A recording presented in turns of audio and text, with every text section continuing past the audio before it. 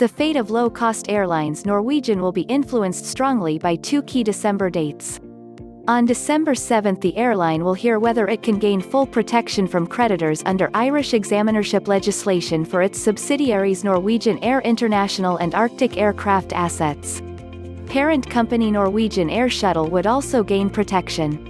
Initial approval was granted in November, and if the hearing is successful, the period could run for 5 months. The airline had received a cash injection from the Norwegian government but was recently informed that it would not receive more funding, leading to it furloughing the vast majority of its staff and reducing operations to only 6 aircraft out of a fleet of 140. It was this that led it to seek protection under Irish examinership. On the 15th of December, the airline faces a court case with Boeing, from whom it is claiming $1 billion in damages, including revenue losses from 18,737 Max aircraft which were not delivered as planned due to the grounding of that type. Success for Norwegian would add much-needed liquidity. Boeing is seeking for the case to be dismissed. Even before the airline industry was hit by the COVID-19 crisis, Norwegian had been struggling to strengthen its finances. Over the last couple of years the airline has been turning every stone to reduce costs and raise liquidity. Routes have been cut, aircraft sold, deliveries and leases cancelled. There have been negotiations with suppliers, debt has been converted to equity, payment of bondholders postponed and additional equity raised. Much progress had been made, and prior to the COVID-19 crisis, the airline was hopeful of returning to a sounder financial footing and profitability from 2021.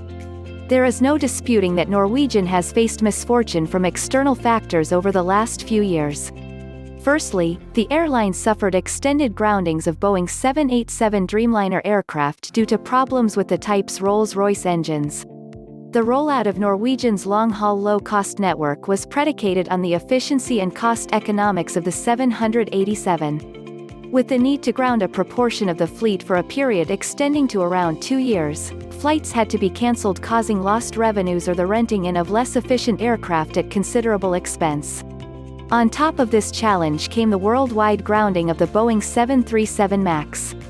Norwegian had planned to use this aircraft to expand services, including extending long-haul operations to markets for which the 787 was too big. Delivered aircraft were grounded and planned deliveries halted. As both of these aircraft issues played out, the COVID-19 crisis hit and the airline was almost entirely grounded for most of the summer period, which is normally the time for peak revenue generation. Norwegian's challenges do however go back before any of these external factors intervened.